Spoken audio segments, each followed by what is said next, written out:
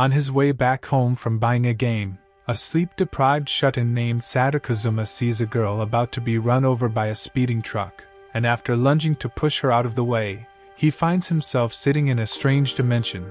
where a blue-haired beauty appears to tell him that he has died.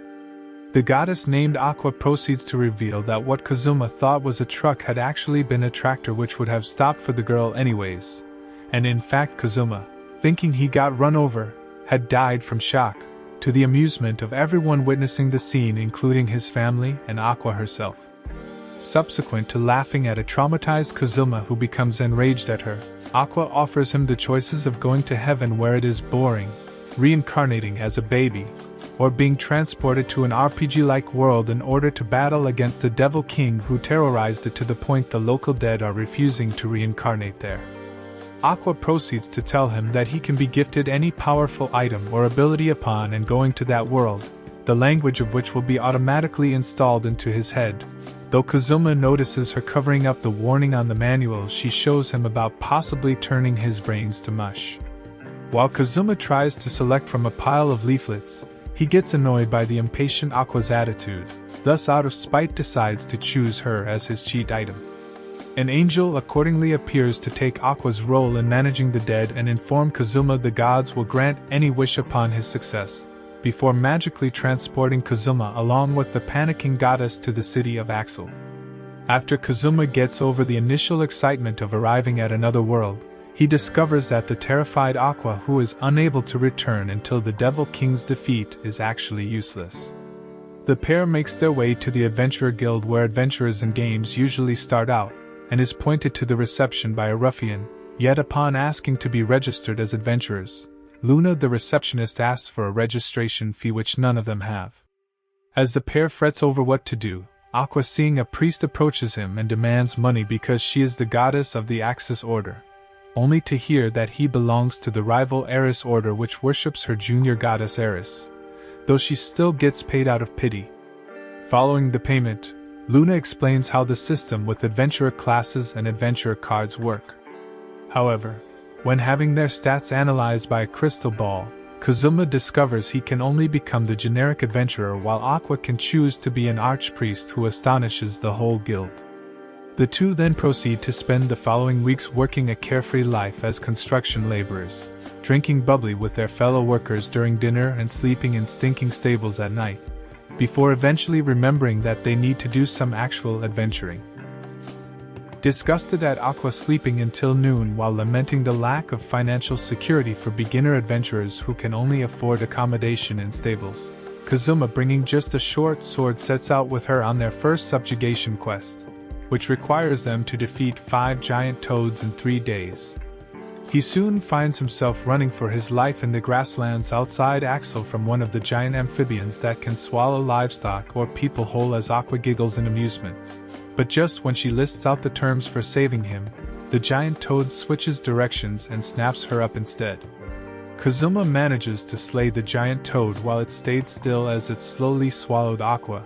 and becomes revolted at the goddess covered in stinking slime who whines about her being defiled. Aqua then charges at another giant toad colored pink while attempting to kill it with God Blow, only to have her punch dealing no damage before it gobbles her, forcing Kazuma to save her once more. Eating fried toad back at the Adventurer Guild that night, Aqua suggests they recruit new party members despite Kazuma's misgivings. The following day, they post a recruiting advertisement for somebody of an advanced class without getting a response, until a petite girl with red eyes identifying herself in a display of pompous Chunibianess as the archwizard Megumin offers to join, before she collapses in hunger. While Kazuma grapples with Megumin over the eye patch she wears for coolness, Aqua explains how Crimson Demons, which Megumin is one of our all-powerful mages with weird names and personalities, so subsequent to ordering Megumin food, they take her outside town to continue the quest against the giant toads. While Megumin performs the chants for her explosion magic aimed at a distant purple giant toad, Aqua, who gets her claims of divinity dismissed by the archwizard, unleashes God Requiem on a grey giant toad approaching from the opposite direction, only to be gobbled up again. At this moment, Megumin unleashes a mighty explosion on the targeted giant toad that reduces it to nothingness in a smoking crater. Yet when another giant toad awakened by the detonation surfaces, Kazuma finds Megumin limply laying on the grass because she used up all of her power, and thus unable to avoid being eaten, forcing him to save both girls, which completes the quest in the process. Carrying Megumin back to town as the girls are covered in slime, Kazuma discovers that Megumin can only use explosive magic which she is infatuated with. As Aqua boasts about having learned all Archpriest magic in addition to party skills, Kazuma tries to ditch Megumin, only for her to make such a scene on the streets that he has to keep her. When the girls are off bathing, Kazuma claims the meager quest rewards and laments that he is still too low-leveled to take more difficult quests, before a beautiful blonde crusader named Darkness offers to join. Kazuma notices Darkness being turned on over how he supposedly ravaged Aqua and Megumin with slimy play, and tries to turn away the crazy crusader who, despite being strong and tough, cannot hit her targets, though Darkness is even more determined to join when hearing about the awful things his party may go through. Arriving at the Adventurer Guild the next day to see the useless goddess showing off her party tricks, Kazuma hears about how he can learn skills after them being demonstrated by other people from Megumin, before she gets upset when he calls her a lowly girl. Darkness then approaches with a thief named Chris, who offers to teach Kazuma thief skills in exchange for bubbly. The three of them later go out on the streets, where Chris takes Kazuma's purse during the demonstration of steal. She subsequently challenges Kazuma to steal the purse back from her once he learns several of the thief's skills, only for him to steal her panties, which he excitedly waves around, to Chris' embarrassment and Darkness all. They return to the guild following Chris returning Kazuma's purse in exchange for her panties. Though when Darkness tells Aqua and Megumin about the panty stealing, Chris further exaggerates it out loud to ruin Kazuma's reputation. Kazuma then demonstrates steal only to take Megumin's panties, at which Darkness again declares her desire to join, and feels pleasure at being rejected once more. With his companions agreeing to let Darkness join, Kazuma tries to scare her off by saying that his party will go fight the Devil King, only to spur Darkness and Megumin into sticking with him. Luna suddenly broadcasts an emergency quest, which sends townsfolk hiding in panic while all adventurers head outside the city gates. Following along with his party, Kazuma is left dumbfounded to find out that their quest is to capture a swarm of flying cabbages heading towards Axel. As the adventurers scramble to harvest the valuable vegetables, Darkness, who cannot hit any with her broadsword, instead shields other adventurers injured by the cabbages smashing into people, even when her armor and clothing get torn up in the process. While the adventurers admire Darkness for her noble hardiness, which Kazuma identifies as actually masochistic enjoyment, Megumin blasts the swarm with an explosion that takes them all out in addition to throwing the adventurers about. Subsequent to Aqua preserving the cabbages with clean water and going around healing the injured, as well as Kazuma stealing plenty of the cabbages, that night everybody enjoys fried cabbages, and Darkness officially joins Kazuma's party to his discomfort. Having learned some basic magic for creating elemental things, Kazuma sees Darkness and Megumin respectively boasting the new suit of armor and magic manatite rod they bought with their rich rewards from the cabbage harvest. Aqua, however, is told by Luna that she was unlucky enough to grab only cheap lettuces that mixed into the swarm, prompting her to beg and later blackmail Kazuma, who made a small fortune from the harvest, into paying her debts with the guild hall. Despite being left impoverished again, the following day Kazuma replaces his jersey with an outfit that fits in with the fantasy fashion. He proceeds to look for other easy quests since Aqua and Megumin are still traumatized by the giant toads, only to discover that all of the weak monsters have gone into hiding, leaving only extremely difficult quests available, all because one of the Devil King's generals stationed himself near Axel. The following day, Kazuma accompanies Megumin on her daily exercise of practicing explosion far from the city where the guards won't yell at her for the cacophony, so that he can carry her back when she collapses due to using up her power. She then selects an abandoned castle as her target,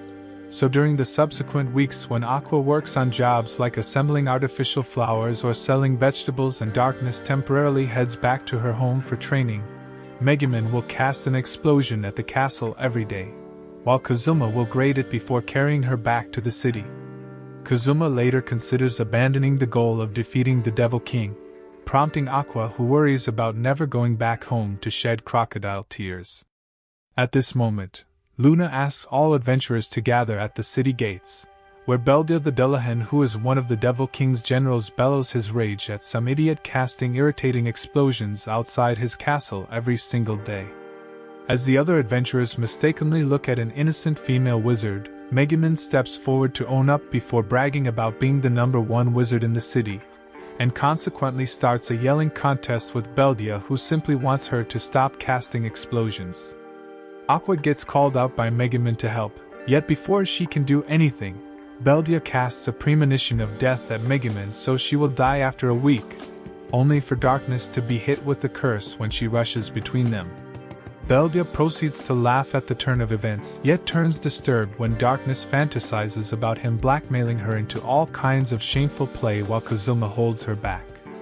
The Dullahan then declares that he will undo the curse if Megumin can reach him at the castle guarded by his undead minions, and after he leaves Megumin and Kazuma becomes determined to raid the castle, only for Aqua to break the curse on Darkness herself with Sacred Break spell, dumbfounding Kazuma and Megumin on top of delighting the other adventurers. Kazuma again frets over this wonderless fantasy life, before Aqua hollers about taking quests to pay her debts. Subsequent to Kazuma preventing her from selecting the one about stopping the turf war between manticores and griffins, Aqua then chooses another one requiring the purification of a lake near Axel so the brutal alligators infesting it will leave. Although Aqua is able to complete the purification just by touching the water for half a day, since purifying the lake may attract the brutal alligators into attacking, Kazuma rents a large iron cage from the guild into which he locks Aqua. Next, the party transports the cage to the Riverhead Lake where they lower it into the shallows, so Aqua can sit in the water and let her goddess essence seep out, while Kazuma, Megumin, and Darkness observe from a safe distance. Soon enough, following a discussion about going to the toilet, the brutal alligators gather around Aqua, who frantically casts purification as the reptiles bite on the cage. 7 hours later, the lake is purified and the brutal alligators are expelled, yet despite her companions declaring that she can take all of the quest reward, the traumatized Aqua refuses to exit the battered cage, instead asking the others to take her back to the city in it. Sword Master Mitsurugi Kyuya, the reincarnate from Japan who wields the cursed sword Graham gifted for his exclusive use by Aqua, returns to Axel with his admiring companions Cremia and Fio following a quest to subjugate an ancient dragon. When he witnesses his beloved goddess being carted back inside a cage, she still declines exiting. He hurriedly breaks open the cage, which a cheered up Aqua leaves upon Kazuma reminding her that she is a goddess, though she initially forgets who Mitsurugi is. Mitsurugi soon angrily confronts Kazuma over him bringing Aqua to this world on top of supposedly mistreating her, then offers to let Kazuma's companions join his party, though the girls all turn it down because of his self-absorption. But as Kazuma's party turns to leave, Mitsurugi stops Kazuma and challenges him to a duel with Aqua as the wager. Kazuma accordingly accepts, before distracting Mitsurugi with a surprise attack and stealing Graham out of his hands, with which he knocks the Sword Master out. When Cremia and Fio begin telling him off while he takes the cheat item as a trophy, Kazuma threatens to use steel on them and scares them off. The following day, Aqua hollers at Luna because a large part of her quest reward was deducted to pay for the cage Mitsurugi had ruined. Mitsurugi and his party then approach as he calls out Kazuma for all his misdeeds against women that Chris told him about, only to be punched by an irate Aqua who swindles him of money over the ruined cage.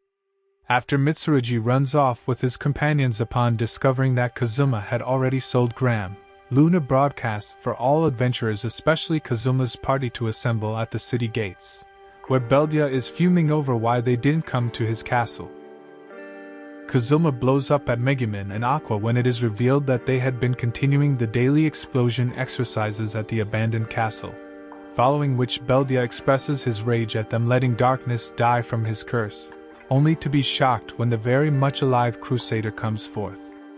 Aqua openly laughs at his awkwardness, before casting Turn Undead, which has a painful effect on the Dullahan. Surprised that someone as powerful as her present in Axel, Beldia summons an army of undead knights, and subsequent to being hit with an agonizing sacred turn undead, orders them to slaughter the city's inhabitants. Yet the undead knights instead only chase after a fleeing Aqua due to them instinctively wishing for salvation from a goddess. After Aqua flees towards Kazuma, they run towards Beldia with the undead knights hot on their heels before jumping clear, so that Megumin can cast Explosion on all the undead group together, earning her new nicknames from the other adventurers. Beldia, however, survives the explosion, and when attacked by a band of adventurers, throws his head in the air to observe the whole battlefield so he can deftly cut them all down. With Mitsurugi, the city's trump card, out of commission, Darkness charges forward to stop his advance, yet still manages to miss every attack she makes.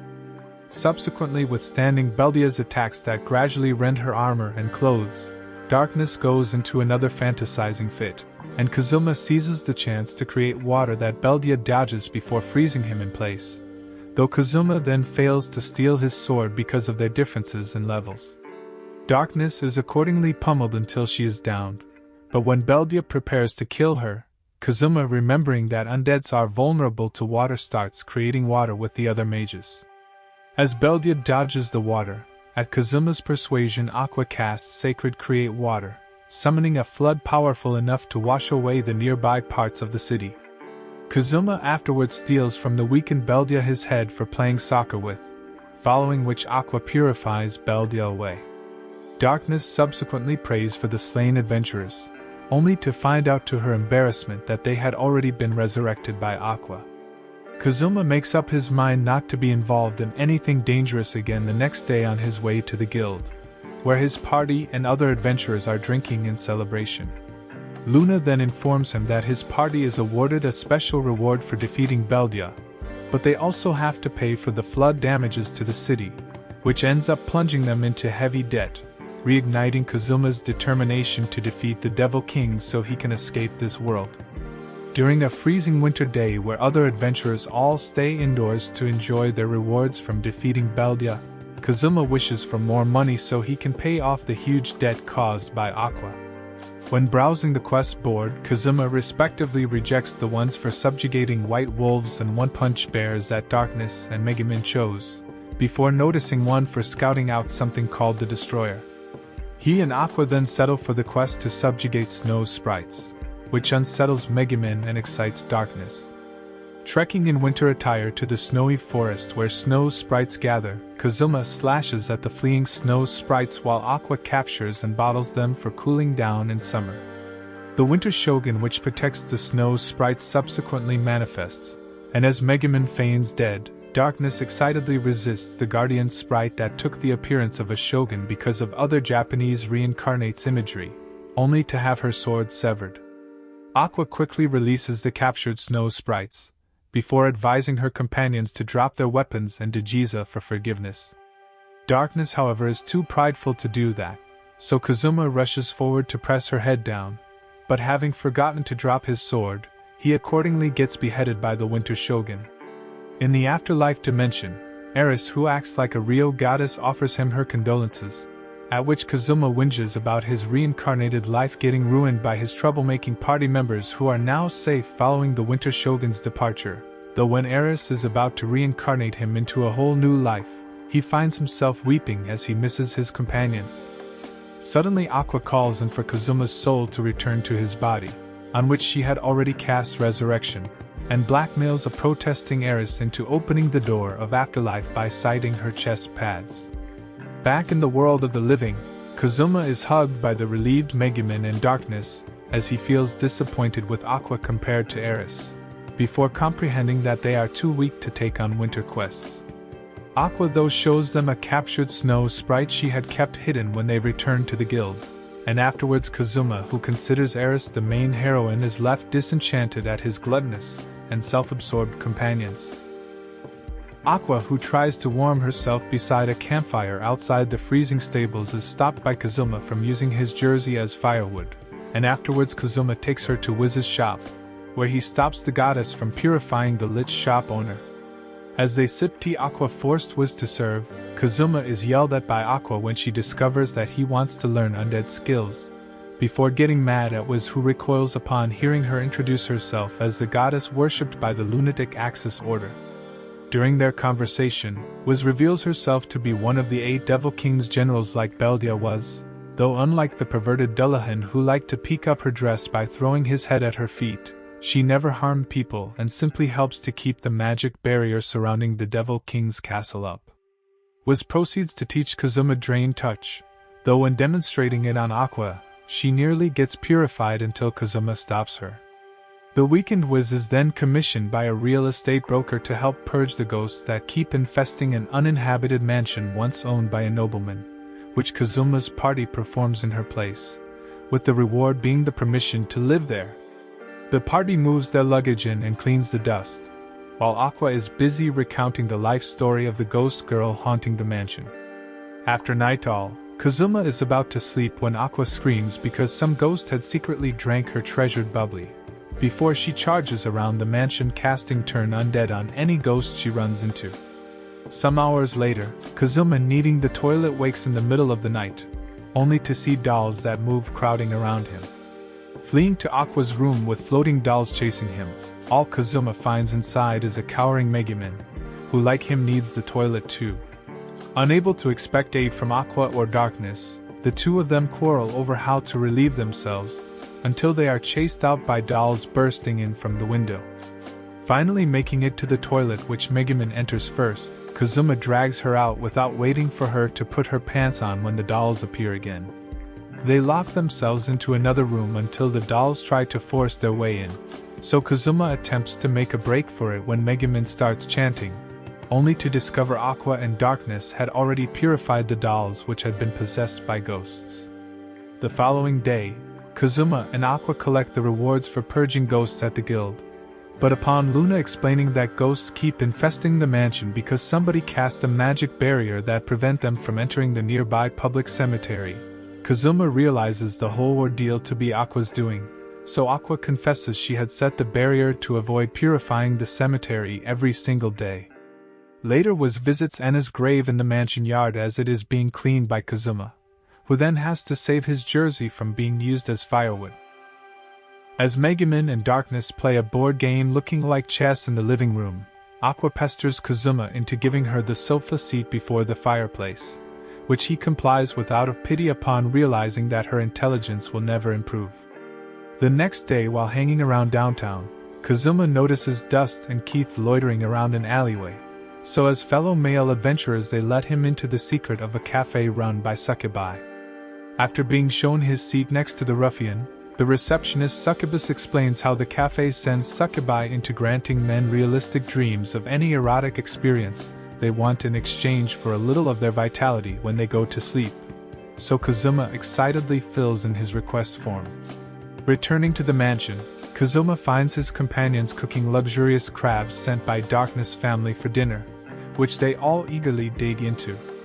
However, when Aqua suggests them drinking hot bubbly from the crab shell, Kazuma declines because he won't be able to dream if he gets too drunk. After Aqua mimics the destroyer, Kazuma chooses to go sleep early, but because of being too nervous to do so, he decides to go take a bath, during which he dozes off in the bathtub. Kazuma is awakened by an undressed Darkness walking in, so thinking that his dream has begun, he orders the embarrassed Darkness into rubbing his back. Yet in the middle of it, Kazuma hears a commotion about an intruder, and upon rushing out to the corridors, he discovers the newbie Succubus sent to make him dream cornered by Aqua and Megumin after getting caught in the magic barrier Aqua had raised around the mansion. Realizing that he is not dreaming, Kazuma covers for the Succubus escape as Aqua, Megumin, and Darkness, who thinks he has been charmed, beat him up. The next day, Kazuma pretends he was under the Succubus control as he makes up with Darkness, when Luna makes an emergency broadcast about the mobile fortress destroyer approaching Axel.